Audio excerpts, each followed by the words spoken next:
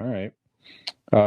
Well, tonight we thought we would, do some random pop culture stuff here, guys, and we'll kind of see where the show goes. We have Father's Day coming up, so maybe we'll talk a little bit about Hold on.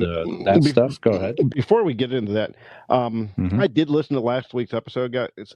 I don't know if you've, I like to hear Nick's voice. Nice. But and when talking about Nick's voice, anybody who's listening right now, do yourself a favor. Go back to the archives. Go back to last week's episode and listen to the end for Nick's outro. That's all. Nick doing Barry Gibb in the outro is about the funniest damn thing I've ever heard. Was it good? See, I didn't listen to. I was a little nervous because in the moment it felt good. But I didn't know if if I go back, was it okay? All right, I didn't hear that part. I mean, you can't really understand, but you did the intro. He does the intro and the outro where he says what he does, where to find us, and he goes through all that. So he just repeats it at the end. So I mean, you did it in the beginning, and it's in the thing, so it didn't really matter, that you couldn't understand it. The bit was fantastic. It was hilarious. So anybody listening, go back to last week's episode and give it a listen. Well, thank you. I appreciate the plug. I had to say it. No, it's okay. It's very good stuff.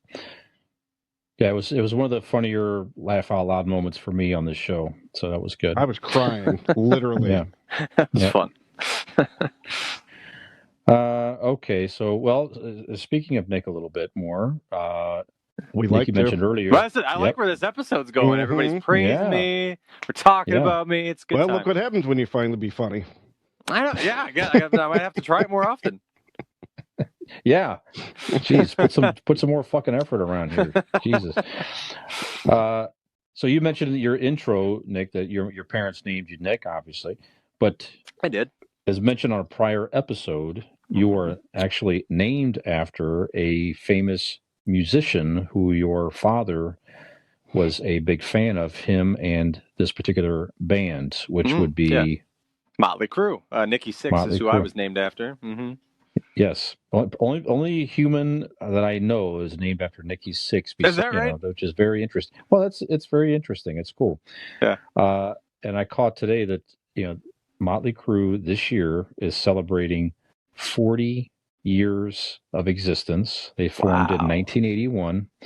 So they have all kinds of different, promotions and box sets, and they're re-releasing a lot of their albums, like remastered versions and so forth. You can find on streaming. I was listening to the Girls album earlier today, actually. That is incredible. Yes. Motley Crue and myself have been douchebags for 40 years. That's right. That's insane. That's right. And actually, they had that stadium tour rescheduled for this year that they had pushed from last year. With Poison and Def Leppard, and Joan Jett and the Blackhearts. Okay. But that has been since pushed to next year again now. So it will be in Cleveland, I think around summertime next year. So that will be in my opinion, a must-see. Mm-hmm. Although I don't know if you guys caught recently or not, but if you haven't, check it out. But I had all this wonder, like Vince Neil, he's preparing for a stadium tour. The guy must be getting in great shape and really fine-tuning things and so forth. There was a recent video out there. He was in some festival or something like that with his solo band not from recently. Nope. Complete opposite of anything I just described. So, not in great shape at all. And he had to quit I was like confused. 14 songs in because he said he lost his voice.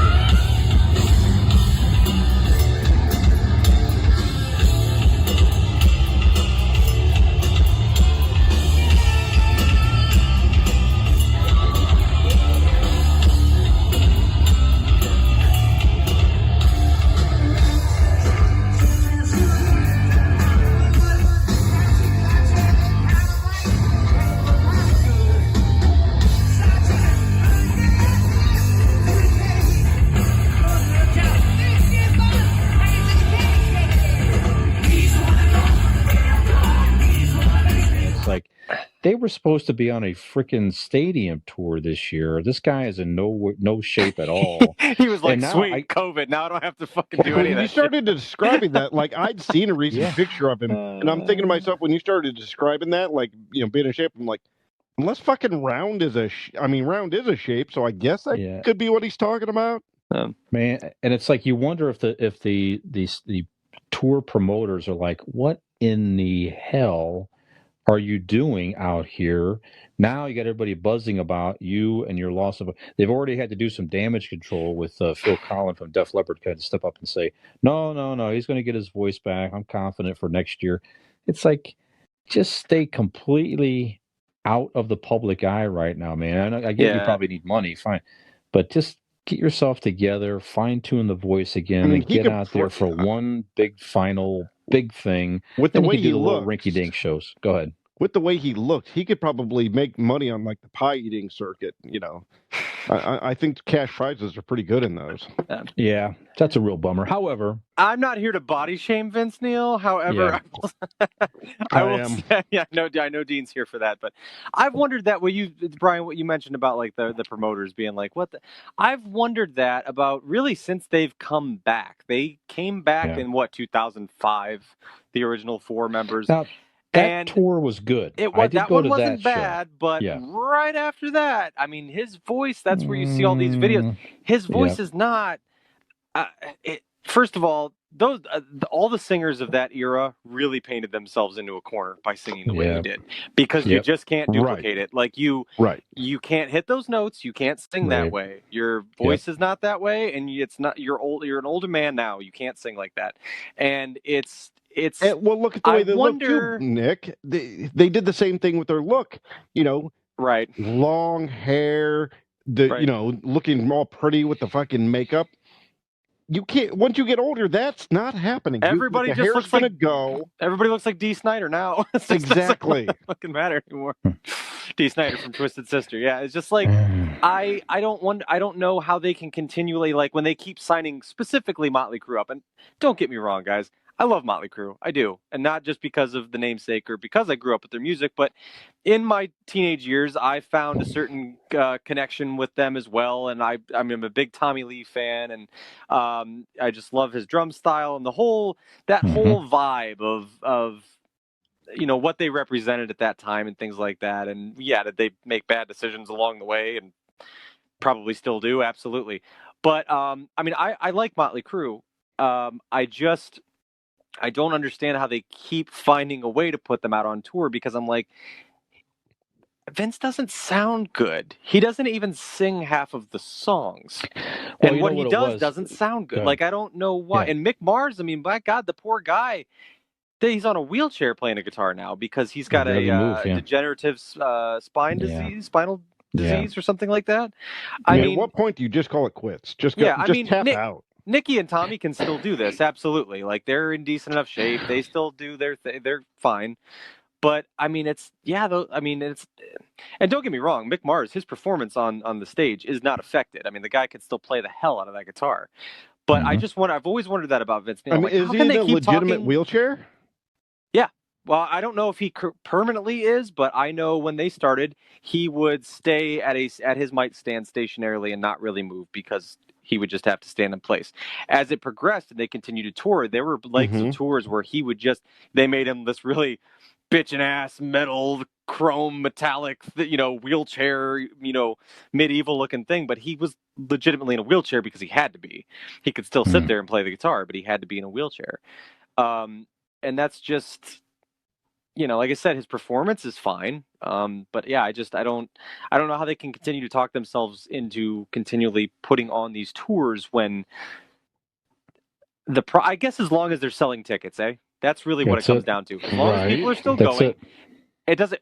We can all sit here and go, "Oh, they sound like shit," but like, we already paid our money and we went and saw it. So like, so what? You know what I mean? So I guess that's why. Yep. When they had their farewell tour and they got through that, and at the end of that wasn't that great. But when they released The Dirt on Netflix, that Motley Crue movie based on the book, that became a huge hit for Netflix. And I remember commenting to my friends, a bunch of us watching it one night at the house. I'm like, wait for the reunion tour again, because this is such a hit right now.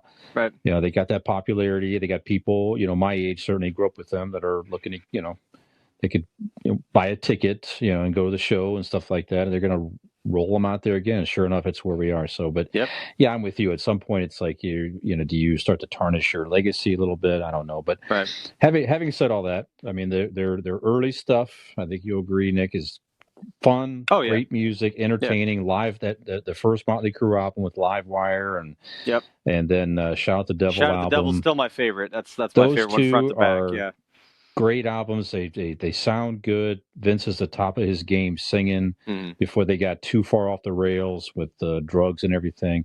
Kind of fell off with Theater Pain was okay. Girls, there's a few good songs on there.